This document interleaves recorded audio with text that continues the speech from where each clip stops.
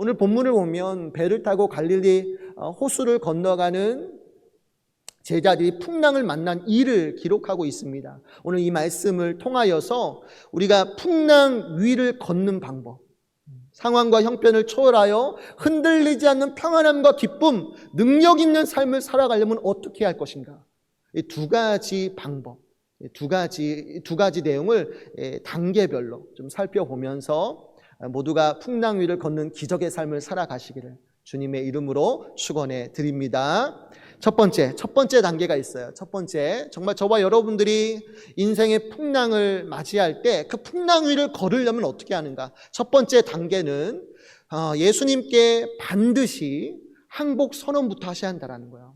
첫 번째 단계는 예수님께 반드시 항복 선언을 하셔야 한다라는 것이죠. 본문 22절부터 25절까지를 한번 봅시다. 본문 22절부터 25절까지를 보면 이런 말씀이 나옵니다. 예수께서 즉시 제자들을 재촉하사 자기가 무리를 보내는 동안에 배를 타고 앞서 건너편으로 가게 하시고 무리를 보내신 후에 기도하러 따로 산에 올라가시느니라. 저물매 거기 혼자 계시더니 배가 이미 육지에서 술이나 떠나서 바람이 거스름으로 물결로 말미암아 고난을 당하더라. 밤 사경에 예수께서 바다 위로 걸어서 제자들에게 오시니 아멘. 저 보세요.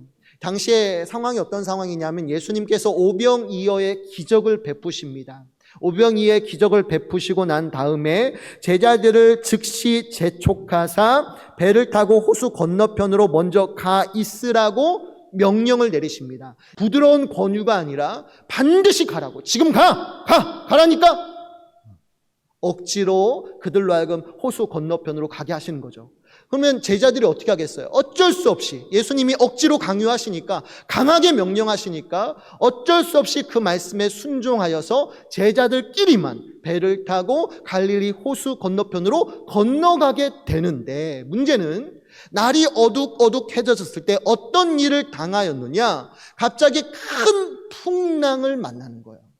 제자들이 예수님 없이 배를 타고 호수를 건너는데 갑자기 큰 풍랑을 만나 고난을 당하게 되었다라고 말씀하는 거예요. 이때 24절 후반절에서 쓰이는 고난을 당하다가 헬라어로 바사니조예요. 근데 이 단어가 시금석으로 시험하다 외 법정에서 사실을 알기 위해서 고문을 사용하다, 고문하다, 이런 의미가 가지고 있어요. 그러니까 엄청난 고통이 임하는 거예요. 근데 이러한 고통을 당하게 된 결정적인 까닭이 어디에 있죠? 왜 제자들이 호수를 건너다가 풍랑을 만났고 이렇게 큰 고난에 처하게 됐습니까? 이러한 고난에 처하게 된 결정적인 이유가 어디에 있죠? 제자들이 혹시 죄를 범했다거나 혹은 항해를 하다가 기술이나 경험에서 부족함이 있어가지고 이러한 고난을 당하게 된 것입니까? 절대 그렇지 않죠. 왜 제자들이 풍랑을 만나 상고의 고통을 당하게 됩니까? 그것은 바로 예수님 때문이에요. 예수님과 함께 있겠다라고 떼를 쓰던 제자들을 억지로 강요해서 아니야, 너희들 먼저 호수 건너편으로 가 있으라 예수님이 명령하셨기 때문에 제자들이 어쩔 수 없이 호수를 건너다가 큰 풍랑을 만나 고난 당한 거 아니에요? 그러니까 어떻게 보면 제자들을 고난 가운데 밀어 넣으신 분이 누구예요? 예수님이란 말이에요. 예수님께서 사랑하는 제자들을 고난 한가운데 강하게 푸시 밀어 넣으셨다라고 볼 수 있는 것이죠. 근데 더 황당한 것은, 이것도 황당하지만 더 황당한 일이 그 뒤에 나오기를, 그것은 예수님께서 제자들이 고난 당하시는 것을 알고도 한참 동안을 가만히 지켜보고만 계셨다라는 사실이에요. 여러분들, 본문과 병행구문인 마가복음 6장 47절과 48절을 보면 이런 말씀이 나와요. 본문과 또 다른 해석인데 그 내용이 이렇습니다. 저물매 배는 바다 가운데 있고 예수께서는 홀로 무태에 계시다가 바람이 거스름으로 제자들이 힘겹게 놓아졌는 것을 뭐 하셨다고요? 보시고 중요한 단어입니다. 보시고 그 다음에 뭐예요? 밤 사경쯤에 바다 위로 걸어서 그들에게 오사 지나가려고 하시매라고 했는데, 잘 보세요. 예수님께서는 해가 저물어 어두워졌을 때 큰 풍랑으로 인하여 고통당하는 제자들을 분명히 뭐 하셨다? 보셨다라고 했어요. 모르는 게 아니에요. 제자들이 풍랑으로 큰 고통당하는 것을 예수님은 보셨다라고 하였는데, 이때 보다가 헬라어로 에이도예요. 에이도이고 이게 과거 분사형으로 쓰여져서 지속적인 의미예요. 계속적으로 주목하다라는 의미를 가지고 있어요. 이때 보다 에이도가 주목하다, 알다, 체험하다라는 의미를 가지고 있거든요. 단순히 보다라는 의미도 있지만 뭔가에 대해서 깊이 관찰하는 거, 주목하다라는 의미를 가지고 있어요. 근데 이게 과거 분사형이니까 계속적으로 주목하시는 거예요. 그러니까 제자들이 날이 어두워졌을 때 큰 풍랑을 만나 괴롭게 놓젓는 이 모든 과정들을 예수님께서 높은 산에서 어떻게 하시는 거예요? 지켜보고 계시는 거예요. 지켜보고 계시는 거예요. 그러면 우리는 물을 수 있어요. 왜 그런가? 왜 예수님께서는 고난 한가운데 제자들을 밀어넣으시고 한참을 그냥 가만히 계시는가? 그들이 고통당하면서 살려달라고 분명히 했을 텐데 왜 그럼에도 불구하고 예수님은 가만히 지켜만 보셨는가? 왜 밤 사경인가? 고난이 일어나기 전에 예수님이 가셔서 구해 주실 수 있잖아요. 근데 왜 사경까지 기다리시죠? 이유가 뭐예요? 여러분들, 이런 얘기가 있어요. 하루는 공자가 제자들과 함께 길을 걷고 있는데 어떤 사람이 큰 길에서 소변을 보고 있는 것이었어요. 공자가 이를 보고는 그 사람을 향해서 크게 호통을 쳤어요. 아니, 다 큰 어른이요, 어린아이도 아니고 길에서 소변을 보고 부끄러운 줄 알아, 크게 호통을 쳤어요. 그리고 조금 더 길을 가는데 이번에는 큰 길에서 소변이 아니라 대변을 보는, 똥을 누는 사람을 보게 된 거예요. 이에 제자들은 아까 소변을 보던 사람을 크게 혼내셨으니 대변을 보는 사람은 더 엄청나게 혼내시겠구나 속으로 생각했어요. 근데 웬걸 공자가 그냥 아무 말도 하지 않고 그냥 지나가는 거예요. 아무 말도 안 하는 거예요. 잠시 뒤에 제자들이 궁금해서 물었어요. 스승님, 소변을 본 사람은 그렇게 크게 혼내시더니 정작 대변을 본 사람은 왜 아무 말도 하지 않고 지나가십니까? 그러자 공자가 다음처럼 대답을 했죠. 저 인간은 야단쳐도 들을 인간이 아니니까. 근데 이게 무슨 뜻인 줄 아세요? 책망의 말은 누군가를 고쳐주고 누군가를 살리고자 우리가 책망할 때가 있잖아요. 근데 그러한 책망의 말은 들을 귀나 들을 마음이 있는 사람에게나 효력이 발생하는 거예요. 길에서 대변을 볼 정도면 이 사람에게 무슨 말을 한다 한들 그것이 들어가겠어요? 들을 귀와 들을 마음이 없다는 걸 알기 때문에 그냥 지나가는 거예요. 소변을 보는 사람은 그래도 꾸짖으면 변화될 수 있잖아요. 다시는 그런 일을 안 할 수 있는 충분한 여력이 있지만 대변을 보는 사람은 들을 귀와 들을 마음이 없기 때문에 그냥 공자가 입을 닫고 지나가는 거죠. 지극히 정상적인 맞는 말 아니에요? 근데 어떻게 보면 예수님께서도 우리를 대하실 때 이렇게 하시는 거예요. 예수님께서도 우리에게 이런 일들을 행하시는 거예요. 그러니까 제자들을 향해서 예수님께서 하신 일도 이와 비슷한데 어떻게 보면 제자들을 고난 한가운데로 밀어넣으시고 한참을 지켜보셨던 까닭도 마찬가지기를 제자들이 그 풍랑 속에서 무엇을 깨닫도록 만들어주신 거예요? 이 풍랑 속에서 나의 힘과 능력, 지식과 경험 등이 아무런 소용이 없구나. 나는 아무것도 아니구나. 나는 아무것도 할 수 없구나. 오직 내가 의지할 분은 나의 선생이신, 나의 주인이신 예수님밖에 없구나. 이 사실을 철저히 깨달을 수 있도록. 그러니까 그 풍랑 가운데 제자들이 가지고 있던 그 얄팍한 지식, 경험, 그 무엇이든 간에 자기를 드러내고 자기를 자랑하게 만드는 그 무엇이든 간에 다 버리게 하시고 온전히 예수님만 바라볼 수 있게 하는 마음. 이게 심령이 가난한 마음이거든요. 여러분들, 예수님의 팔복의 말씀 중에 첫 번째가 뭐죠? 심령이 가난한 자는 복이 있나니 천국이 그들의 것이라고 분명히 말씀하셨어요. 어떤 자가 천국을 누리는 거예요? 어떤 자가 복을 누리는 거예요? 심령이 가난한 자예요. 심령이 가난하다는 게 무엇입니까? 나는 아무것도 아닌 존재라는 걸 깨닫는 자예요.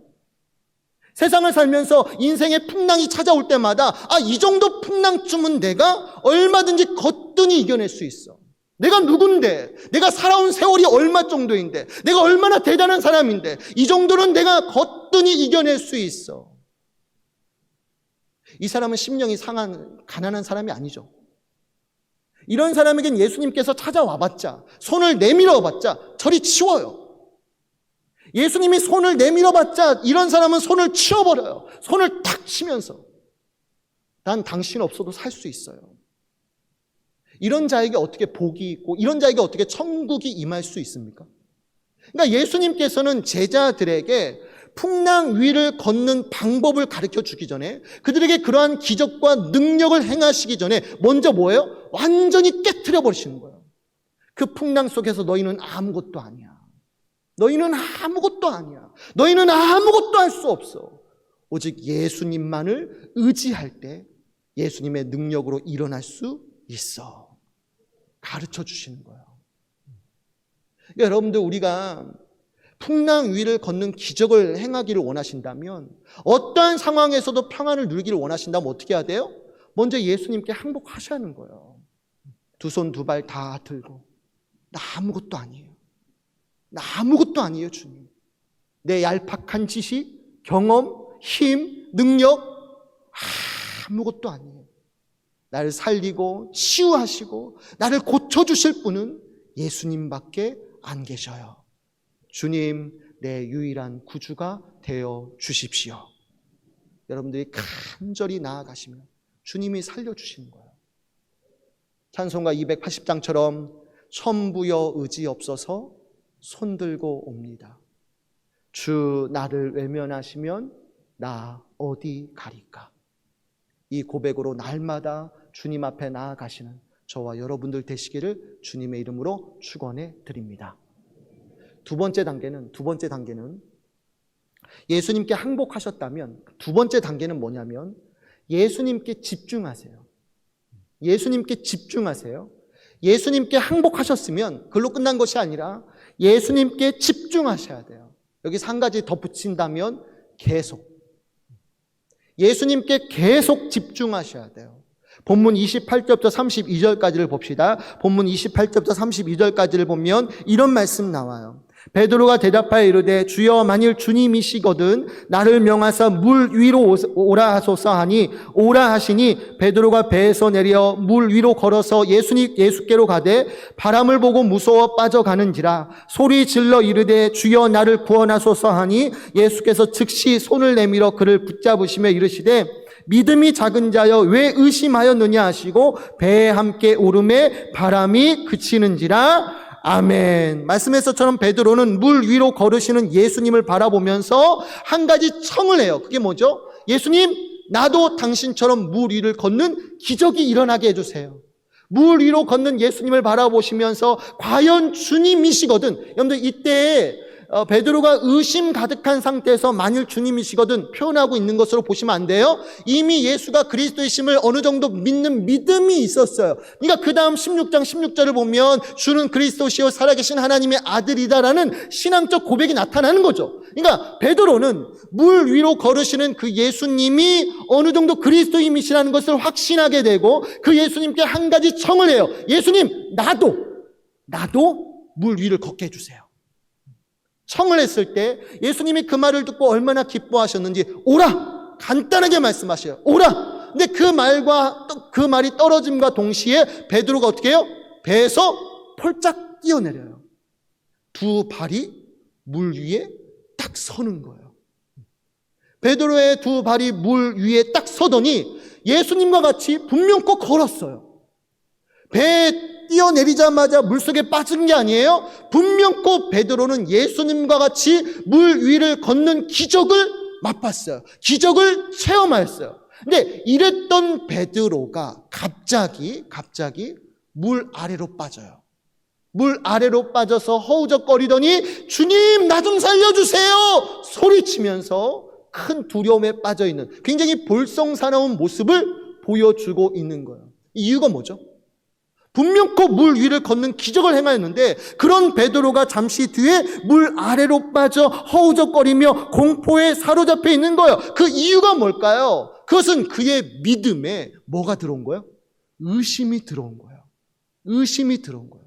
다시 말해서 베드로는 믿음의 대상이신 예수님만을 온전히 바라보았을 때, 예수님께 온전히 집중하였을 때에는 물 위를 걷는 기적을 행할 수 있었지만 그 예수님에게서 시선을 옮겨요. 자신에게 일어나는 바람과 파도, 그 풍랑 가운데 시선이 옮겨지면서 어떻게 되는 거예요? 그 믿음에 큰 의심이 생기게 되었고, 그러다 보니까 즉시로 뭐예요? 물 위로 걷던 두 발이 점점 더 아래로 빠져가면서 큰 두려움과 불안에 사로잡히게 되었다라고 말씀하고 있는 거예요. 그래서 예수님께서도 그의 손을 잡아주시며 말씀하기를 믿음이 작은 자여 뭐예요? 왜 의심하였느냐 말씀하시는 거예요. 여러분들 예수님께 항복 선언하잖아요. 그리고 예수님을 의지하잖아요. 중요한 게 뭐냐면 예수님을 의지했으면 계속 의지하는 게 중요하다는 거예요. 예수님을 바라보았다면 계속 집중하시고 따라가는 것이 신앙생활에 있어서 너무나 중요하다는 거예요. 그게 믿음이에요.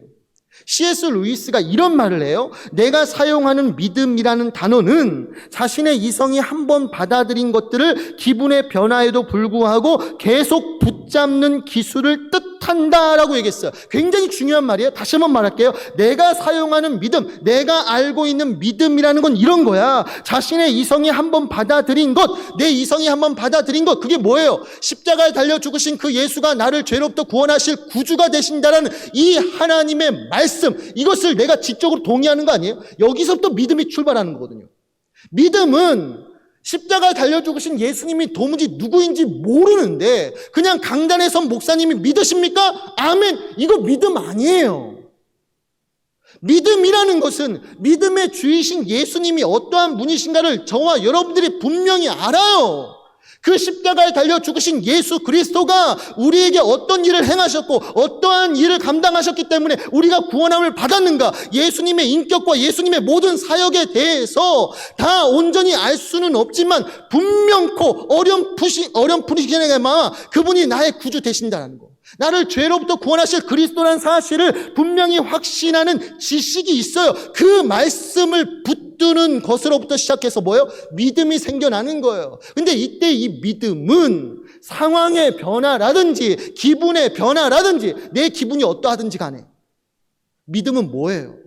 예수님을 계속 붙드는 거예요.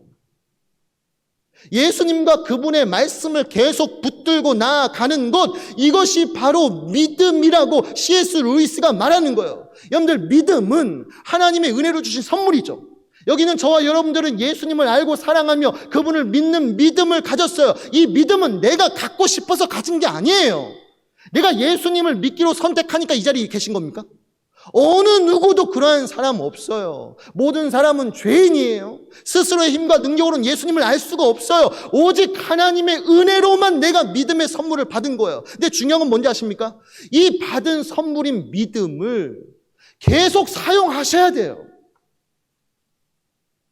믿음을 가지고 있으면 나는 가만히 있어도 이 믿음이 저절로 작동하여서 내가 예수님을 붙들고 따라가게 하는가? 절대 그렇지 않아요. 지금 온풍기 틀어져 있잖아요. 온도 조절 장치가 있어가지고 온도가 올라가면 꺼지고 내려가면 다시 켜지고 자동적으로 켜지는 거 아닙니까? 근데 믿음도 그런 것인가? 인생의 풍랑이 닥쳐왔을 때 나는 의식하지 않지만 내 안에 있는 믿음이 저절로 예수님 앞에 나아가 그분을 의지하게 만드는가? 절대 그런 일이 일어나지 않아요. 믿음을 사용한다는 게 뭐죠? 내게 있는 믿음으로 예수님을 바라본다는 게 무엇입니까? 말씀과 기도의 자리에서 예수님과 그분의 말씀을 묵상하며 붙드는 것, 이게 믿음을 사용해서 예수님께 나아간다는 의미예요. 더 쉽게 말해볼까요? 말씀과 기도 생활이 없는 분들은 믿음이 없는 거예요. 예수님 붙드는 거 아니에요. 인생의 풍랑이 닥쳐왔을 때 그 물 위로 걷는 기적을 경험하길 원하신다면, 정말 위로부터 내려오는 하나님의 평안을 저와 여러분들이 경험하기를 원하신다면 그 순간에 여러분들은 말씀과 기도에 힘을 내셔야 돼요. 그 말씀과 기도를 통해서 우리는 예수님을 의지하게 돼요. 예수님을 바라보게 돼요. 예수님과 시간을 보내면서 예수님께 집중하게 되어지는 거예요. 그때 상황과 형편을 초월하는 평안과 기쁨이 내 마음에 충만하게 임하여져서 그는 물 위를 걷는 듯한 기쁨을 누리게 되어질 수 있다라는 거예요. 그러니까 예수님을 믿으니까 됐어 이제. 나 예수님 믿는 사람이야. 됐어. 아니에요.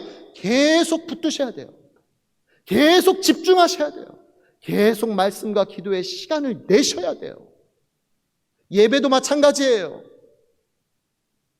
한 번, 두 번 예배 드리는 사람들 뭐 별 다른 변화가 없는 것처럼 보여지지만 아니에요. 여러분들 분명히 얘기하지만 예배 한 번 드린 사람하고 드리지 않은 사람에게는 분명한 차이점이 있어요.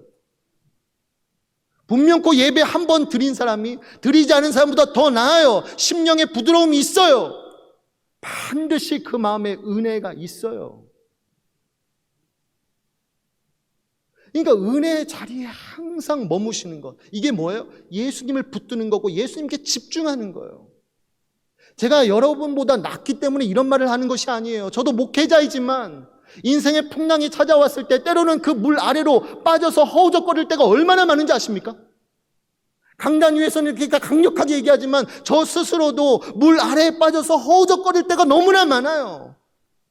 근데 이렇게 얘기하던 저는 뭐냐면 그럼에도 불구하고 그 순간에 단 5분이라도 좋아요. 단 5분만이라도 여러분들 한적한 곳에 나가셔서 조용히 기도해 보시라는 거예요. 조용히 5분만이라도 기도해 보시면 그 시간에 하나님께 집중하시고요. 하나님을 묵상하시고요. 하나님을 찾아보시면요. 분명히 약속드려요. 그 기도 시간에 하나님이 오셔서 반드시 우리 마음에 놀라운 평안과 능력을 부어주실 줄 믿으시기 바랍니다. 분명히 나타나요. 분명히 일어나요. 이런 단 5분만이라도 기도하는 시간이 한 번, 두 번 계속 주어지잖아요. 그래서 습관으로 자리 잡히잖아요. 그 사람의 인생은 정말 물 위를 걷는 듯한 기적이 일어나는 거예요. 물어봅시다. 여러분들 예수님께 항복하였다면 또한 예수님을 계속 의지하세요? 모든 사람들이 하나님의 놀라우신 능력을 체험하길 원해요. 안 그런 사람 없어요. 근데 물어봅니다. 당신 말씀 생활 제대로 하고 있습니까? 당신 기도 생활 제대로 하고 있습니까? 인생의 풍랑이 닥쳐올 때마다 자기의 얄팍한 지식이나 경험을 의지하지 않고 예수님 앞에 항복 선언하고 예수님을 의지하는데 계속적으로 의지하십니까? 자기 기분의 변화와 상관없이 상황이 어떠한 변화도 상관없이 예수님만 바라보고 계십니까? 정말 그렇다면 잘하고 계시는 거고 그런 사람에게 은혜가 있을 것이지만 정작 아무런 경건의 노력도 하지 않으신다면 물 위를 걷는 것도 다 헛된 말인 것이죠. 여러분들 마지막 결론이에요. 우리가 학창시절에 컴퍼스를 이용해서 원을 그릴 때가 있죠. 컴퍼스를 이용해서 원을 그릴 때가 있는데 아마 다 그려보셨겠지만 이때 삐뚤빼뚤하지 않고 아름다운 원을 그리려면 어떻게 하죠? 중심을 잘 잡으셔야 돼요. 다른 거 없어요. 원의 중심에 캠퍼스의 바늘 부분이 꽉 찍혀가지고 움직이지 않아야만이 아름다운 원을 그릴 수 있어요. 원하는 모양을 그릴 수 있어요. 만약 중심에서 조금이라도 흔들리면 원이 삐뚤삐뚤해지는 거죠. 우리의 인생도 마찬가지예요. 우리의 중심은 어디에 있어요? 정말 삐뚤빼뚤한 인생이 아니고 아름다운 인생을 그리고 싶다면 여러분들 중심을 잘 잡으셔야 돼요. 그 중심이 뭐죠? 나나 다른 누구도 아니라 다른 무엇도 아니라 예수 그리스도. 예수님을 나의 중심으로 확 붙드시고 그 중심으로 모든 것들을 행하시면 여러분의 인생이 아름답고 복된 정말 물 위를 걷는 듯한 천국의 삶을 살게 되실 줄 믿으시기 바랍니다.